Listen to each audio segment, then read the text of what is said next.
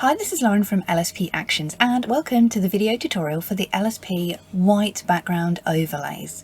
These overlays are for solid white backgrounds ideally, so you shoot on seamless paper in the studio where you've got a very blurred white background. They also work really nicely on very pale backgrounds too. This video tutorial is for the LSP white texture overlay collection and also the white background objects collection too. They both work exactly the same way with the same bonus applicator actions included. So ideally you want an image with a nice white background to achieve these kind of results. The unique thing about these texture and these overlays are they are specifically designed for white images, and you quite often find textures, the other LSP textures for example, they work in a completely different way and you need backgrounds with some toning on them for those to work. But these are the first of the kind to work with specifically white backgrounds, so I'm really excited to show you how these work. So let's get started.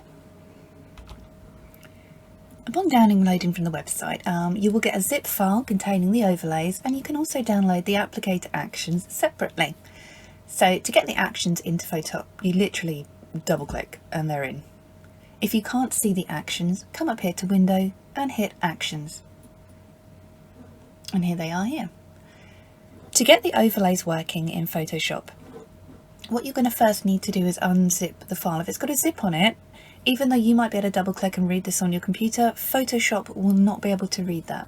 So on your Mac, you need to archive utility. On the PC, you right click and you extract all.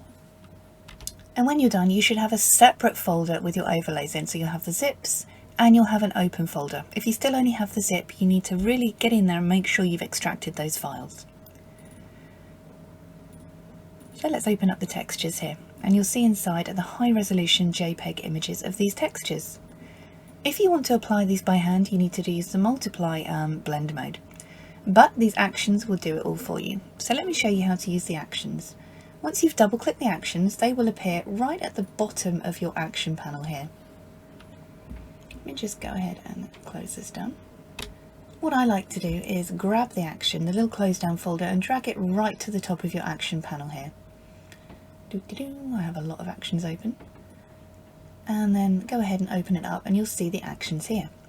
The first action you need to play is the apply to white, light and pale background. You can simply click the action and hit play, and that's how you would do that on elements as well. On main versions of Photoshop, I prefer to work in button mode, and I've color coded these in button mode. So you come up here and you click this little burger menu and hit button mode, and you'll see your actions in color coded order. What you need to do is grab the side here like I am and pull it in so it snaps into a nice neat column, and that really is the nicest way to use button mode there. So here we have the actions. There's a little mini instructions reminder here that will just pop up if you need to, and then you have the main first section, add texture. So you click here, apply to a white, light or pale background. So you click on this one and hit play. A little box comes up saying this will open your files. You need to locate those extracted, remember the unzipped files for the white texture overlays you'd like to apply. So you go ahead and locate the extracted file on your computer and choose which texture you'd like to apply to the image. Now remember, these will have all been adapted for white backgrounds, so using any old text or a dark texture from somewhere else or the other collections is not going to work so well. It will really darken your image, but these are specifically designed for white backgrounds. So which one should we choose for this image? How about we go for gentle? That's going to pop up semi-transparent. Let me just zoom out a little bit there. And what you can do, it's already in a transform box, you just kind of drag this to resize and covering your whole image. And once you're done, you can hit the little check or hit enter, and the action will play out and adapt this to your image. So you can see that looks really, really pretty.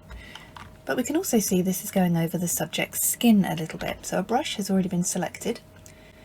In your layers panel up here, you have two layers added in a group. If you can't see your layers panel, you need to come up here to Window and choose Layers. The black mask of the skin paint has already been selected for you, and so has a white brush. I like my settings as normal, 100% opacity and 25% flow. And what you can do, you can come in and lightly bring this texture off the skin.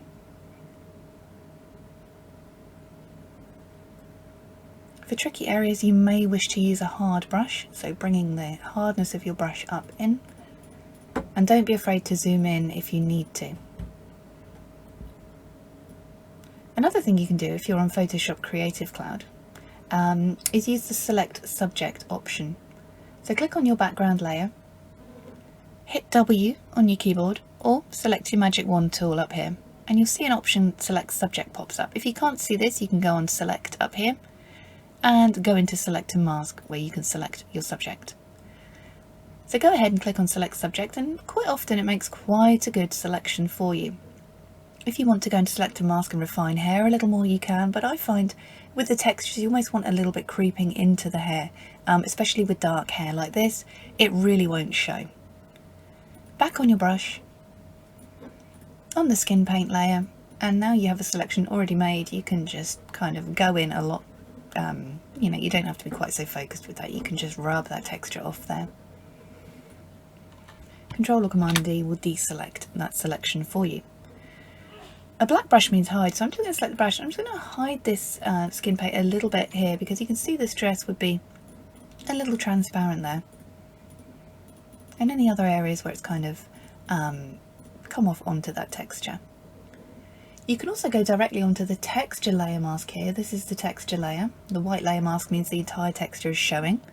Select a black brush and you can paint this texture off your image if you want to. But the skin paint means the textures and tones are actually adapted. So what I like to do is just lightly blot this over the face, just a little bit.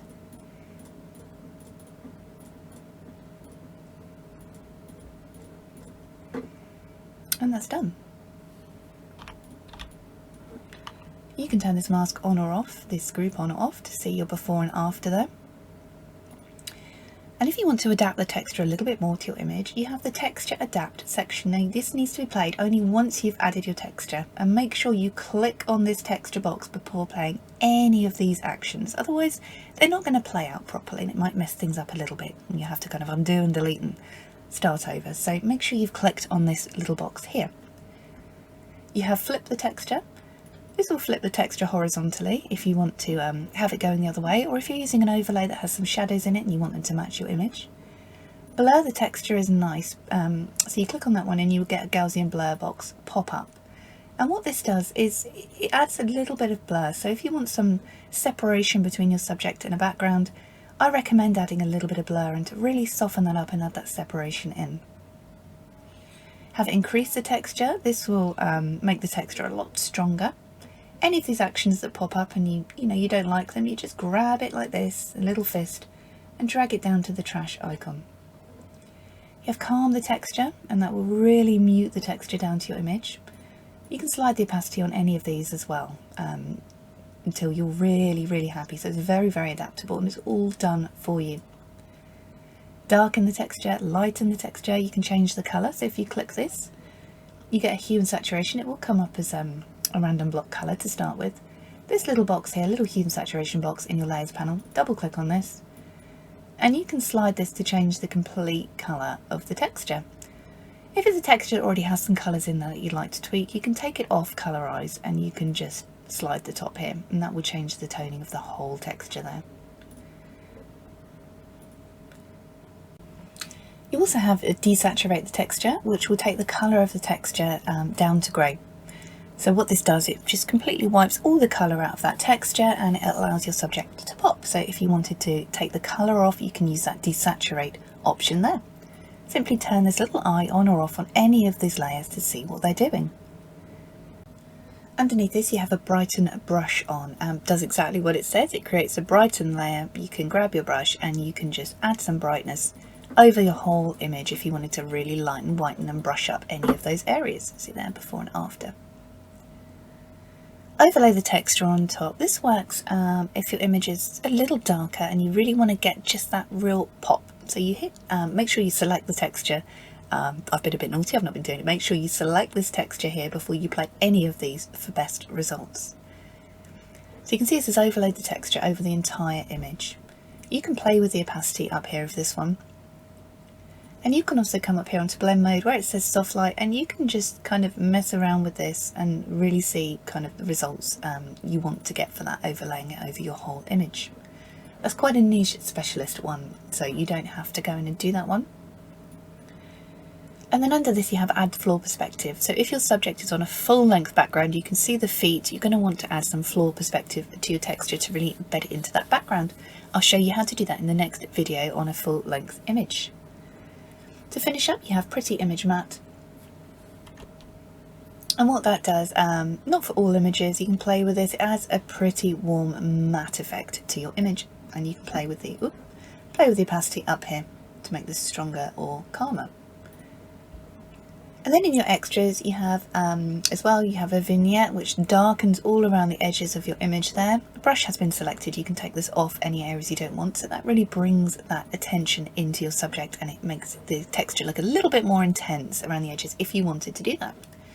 You have make a snapshot, flatten the image, undo, and a little sharpen here. And what this does, it adds that pop of sharpness to your image there. So let me just zoom in here. Before and after really adds that lovely sharpen for print up there, so it really makes your image pop out. Beautiful.